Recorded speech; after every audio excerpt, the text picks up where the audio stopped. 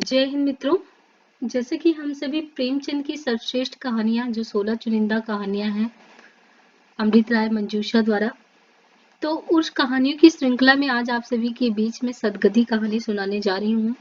सदगति कहानी के माध्यम से मुंशी प्रेमचंद जी की लेखन कला में आप आगे की जितनी कहानियां पढ़े हैं उन कहानियों में शायद ही दलित समस्या, ये जो निम्न जाति की समस्या है, उन समस्याओं को इन रूपों में आपने नहीं देखा होगा। तो सदगति कहानी के माध्यम से कहीं ना कहीं हमारे समाज में जो विषमताएं विद्यमान है अभी भी वर्ण व्यवस्था के आधार पे, वो कहीं ना कहीं इस कहानी के जो परिदृश्य हैं आपको अंदर से झकझोरने वाले होंगे।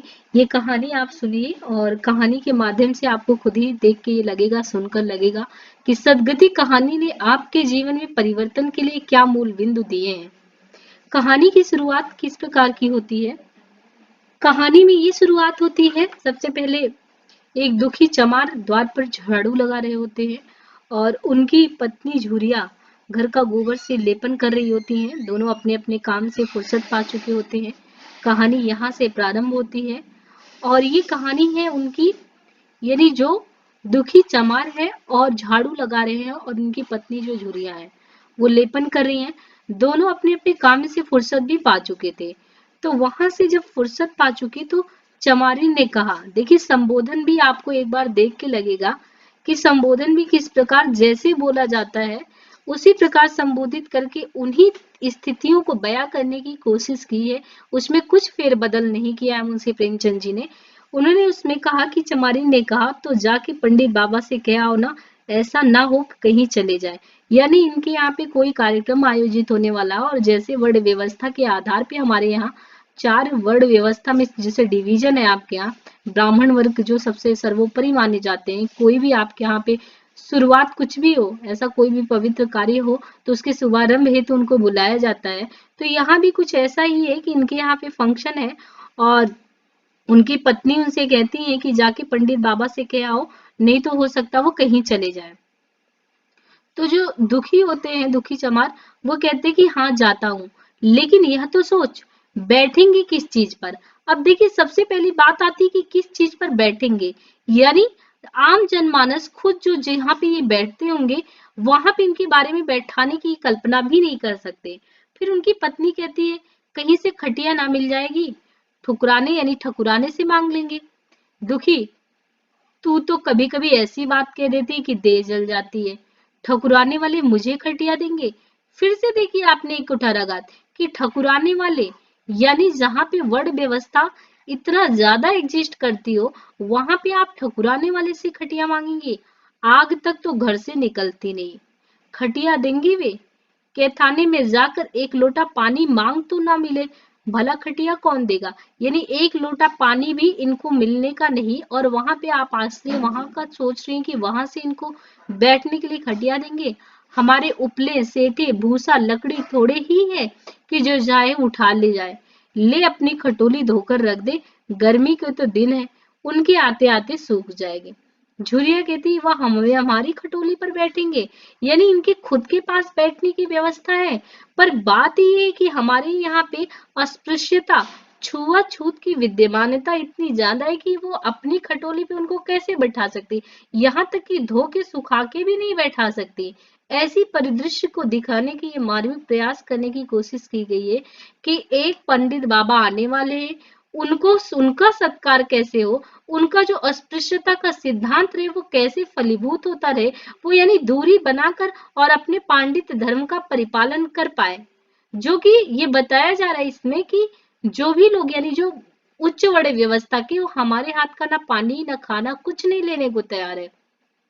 देखते नहीं कितने नेम धर्म से रहते हैं वो लोग। दुखी ने जरा चिंतित होकर कहा, हाँ ये बात तो सही है, महुए के पत्ते तोड़कर एक पत्तल बना लेता हूँ, ठीक हो जाएगा। पत्तल में बड़े बड़े आदमी खाते हैं, वह परिवार ला तो डंडा पत्ते तोड़ लो, ऐसा वो कहती है। जुरिया कहती कि ठीक है पत्तल मैं बना लूंगी, तुम जाओ, लेकिन हाँ उन्हें सीधा भी तो देना होगा, अपनी थाली में रख दूं। दुखी, कहीं ऐसा गजब नहीं करना, नहीं तो फिर क्या होगा? वो कहती है कि ऐसा कोई गजब काम नहीं करना, नहीं तो सीधा भी जाएगा और थाली भी फूटे।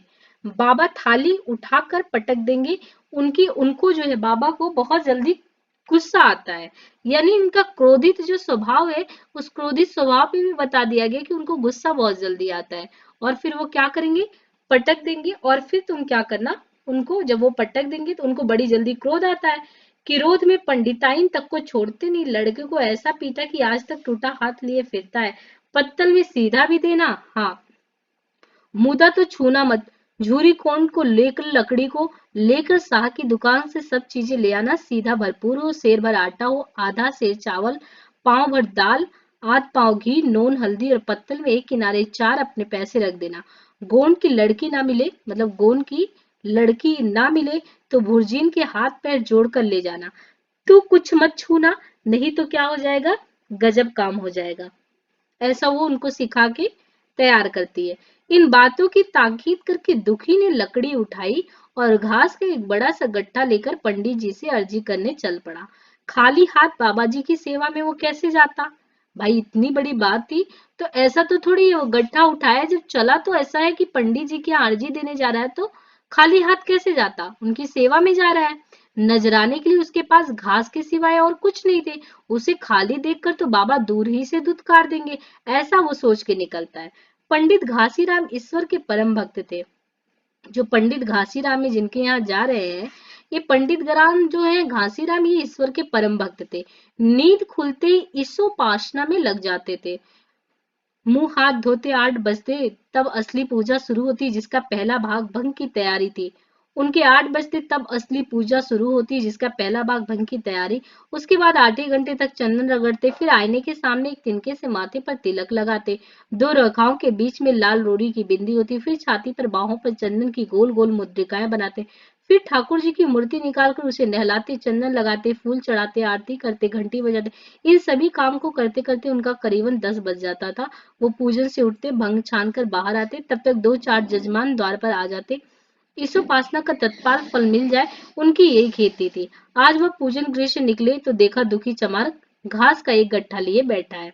यानी जब वो आज पूजा पाठ करके निकले तो देखा कि वहां पे सामने कौन है, दुखी चमार जो है वो घास का एक गट्ठा लिए बैठा था। दुखी उन्हें देखते ही उठ खड़ा हुआ और उन्हें साष्टांग, ऐसे वैसे दंडवत नहीं हुआ, यानी मानो ही मानो को करे, लेकिन यहाँ पे साष्टांग दंडवत करके हाथ बांध कर खड़ा हो गया। यह तेजस्वी मूर्ति देखकर उसका हृदय श्रद्धा से परिपूर्ण हो गया। मतलब आप देखिए कि उस समय किस रूप में देखा जाता था, ये भी दिखाने की कोशिश की गई है कि एक तो वो साष्टांग दंडवत कर रहे हैं, साष्टांग दंडवत करने के बाद भी आप देख रहे हैं कि यानी उनको देखकर वो इस प्रकार खड़ा हो गया, श्रद्धा से परिपूर्ण होकर। कितनी दिव्य मूर्ति थी। छोटा सा गोल मटोल आदमी, चिकना सुर, फूले गाल, ब्रह्म तेज से प्रदीप्त आंखें, रोरी और चंदन देवताओं की प्रतिभा प्रदान कर रही थी। दुखी को देखकर श्रीमुख से बोले, आज कैसे चला रे दुखिया। दुखी ने सिर झुका कर कहा कि बिटिया की सगाई कर रहा हूँ, कुछ साइत सगुन विचारने, कब मर्जी होगी आपकी। घासी वो कहते हैं कि आज मुझे छुट्टी तो नहीं, हाँ शाम तक भी, सांझ तक आ जाऊंगा।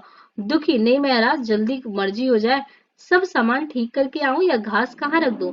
घासी, इसे गाय के सामने डाल दे और जरा झाड़ू लेकर द्वार तो साफ कर दे, या बैठक भी कई दिनों से लेपी नहीं गई है, उसे भी गोबर से लीप दे। तब तक मैं भोजन कर लूं, फिर जरा आराम करके चलूंगा। हाँ, ये लकड़ी भी चीर देना। खलियार में 4 खांची भूसा पड़ा, उसे भी उठा लेना। यानी ये बाबा साहब जो है घासी राम जी, ये जाते जाते इतना काम पकड़ा के चले गए कि मतलब एक व्यक्ति के अंदर है ना कितनी क्षमता है, क्षमता भी देख लेना चाहिए। क्षमता के अनुरूप आपने देखा कि बहुत सारा काम इनको पकड़ा के चले गए। अब वो क्या है कि लगे रहे काम में, लगातार आप देखते हैं कि वो काम में लगे लगे रहे। दुखी फौरन हुक्म की तालीम करने लगा। द्वार पर झाड़ू लगाई, बैठक को गोबर से लीपा। तब 12 बज गए, पंडित जी भोजन करके चले गए।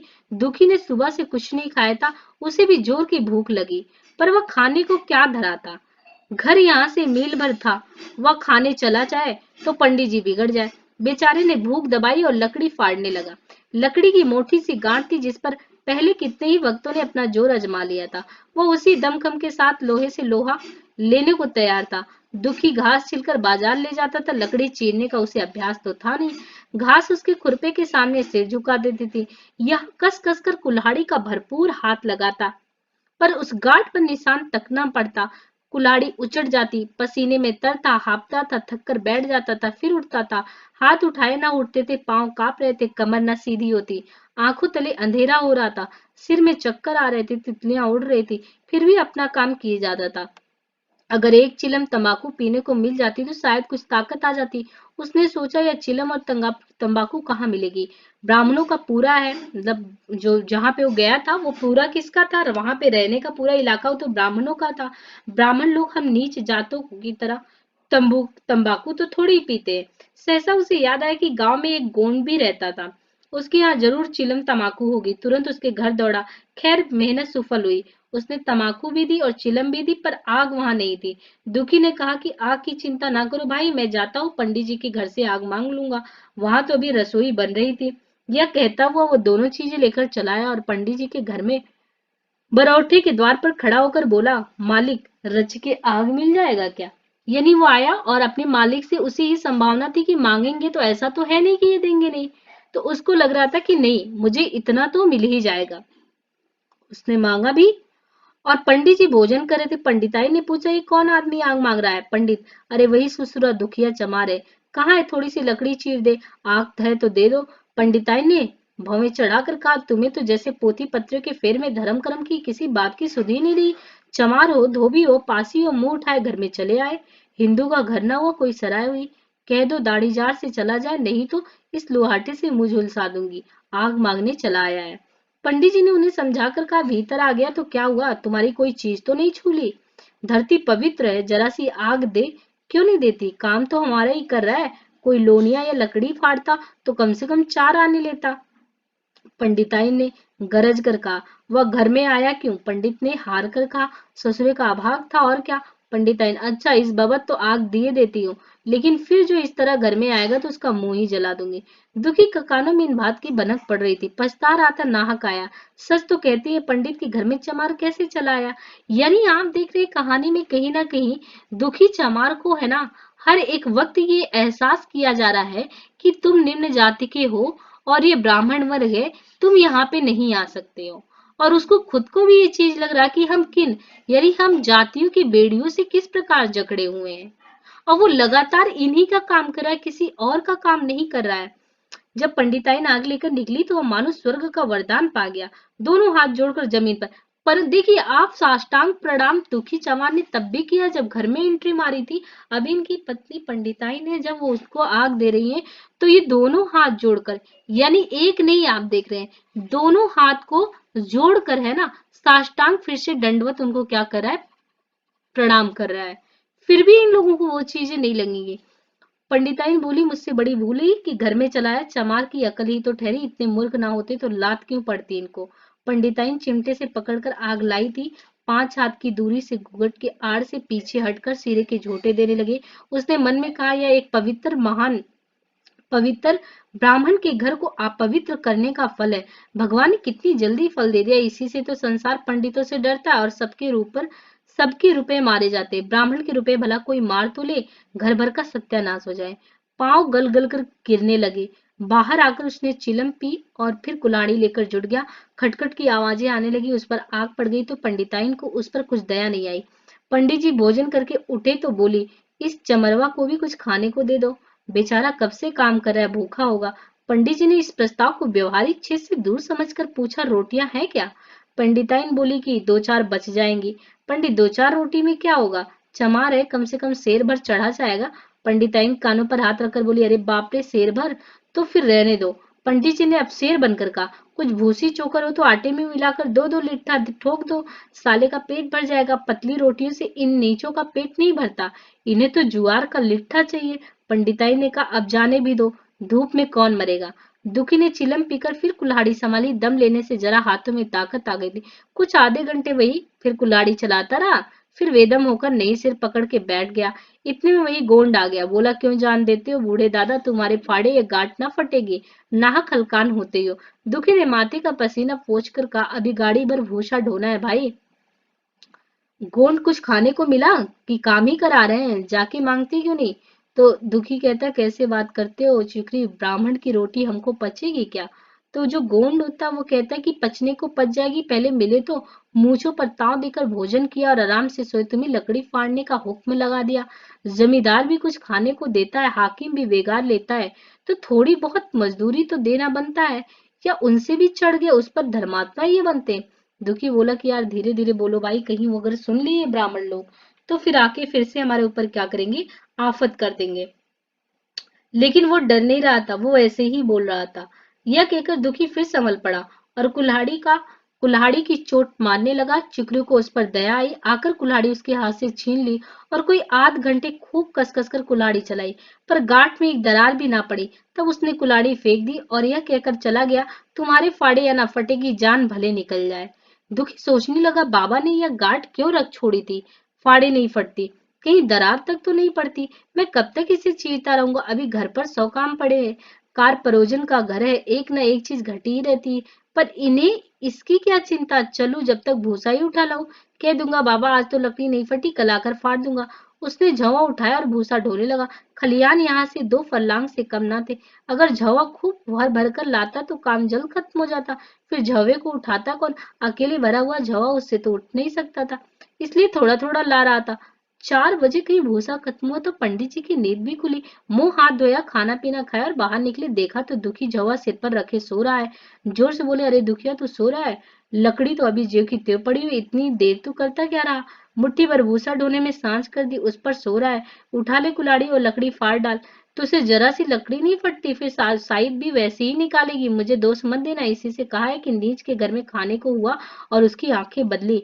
दुखी ने फिर कुल्हाड़ी उठाई। जो बातें पहले से सोच रखी थी वो सब भूल गई। पेट पीठ में धस जाता था। आज सवेरे जलपान तक नहीं वो किया था, अवकाश ही नहीं मिला था।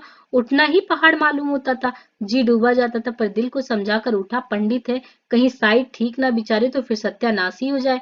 जब भी तो संसार में इतना मान, साई थी का तो सब खेल है, जिसे चाहे बिगाड़ दे। पंडित जी गांठ के पास आकर खड़े हो गए और बुढ़ावा देने लगे। हाँ, मार कस के और मार कस के, और बराबर वो बोलते गए और वो बिना दम लिए लगातार वो करता रहा। दुखी अपने होश में नहीं था, न जाने कौन सी गुप्त शक्ति उसके हाथों को चला रही थी। वह थकान, भूख, कमजोरी सब मानो भाग गई थी। उसे अपने बाहुबल पर स्वयं आश्चर्य हो रहा था। एक एक चोट वज्र की तरह पड़ती थी। आधे घंटे तक वह इसी उन्माद की दशा में हाथ चलाता रहा, यहाँ तक कि लकड़ी बीच से फट गई और दुखी के हाथ से कुल्हाड़ी छूट कर गिर पड़ी। इसके साथ ही वह भी चक्कर खाकर गिर पड़ा। भूखा, प्यासा, थका हुआ शरीर जब जवाब दे गया, पंडित जी ने पुकारा, उठ के 2-4 हाथ और लगा दे। यानी जब उसकी स्थिति इतनी गंभीर हो गई कि वो 2-4 बार मारा और फिर से वापस गिर गया, तो पंडित जी आके उससे कह रहे हैं कि उठो और फिर से 2-4 लगाओ, पतली पतली चैलियां हो जाए। दुखी ना उठा, मतलब दुखी एक बार जब गिरा तो दुखी की स्थिति ऐसी हो गई कि वो एक बार गिरने के बाद उठा नहीं, और ये बराबर उसको बोल रहे, और दुखी नहीं उठा तो पंडित जी ने अब उसे दिक करना उचित न समझा। भीतर जाकर बूटी छानी, शौच गए, स्नान किया और पंडिताई बना, मतलब कि पंडिताई बाना पहनकर बाहर निकले।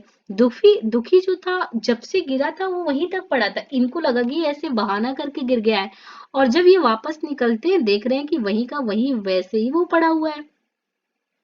इसके बाद वो एक बार बदमाश होके जाए गए और पंडिताइन से बोले, दुखिया तो जैसे मर गया।